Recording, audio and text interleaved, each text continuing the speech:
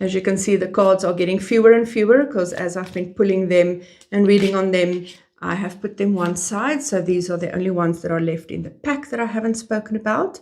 So this is the Two of Wands, looking at the world, looking at the options, seeing how to move forward from here.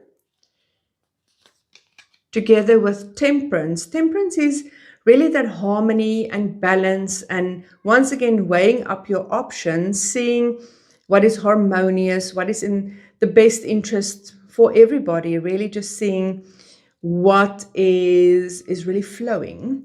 So moving forward, seeing what works and what is really going to be flowing for you, moving forward and making a decision that is in where everybody is in harmony. So this could potentially be moving home to another country, but making sure that your wife and kids are also happy and will find a good school and be in harmony.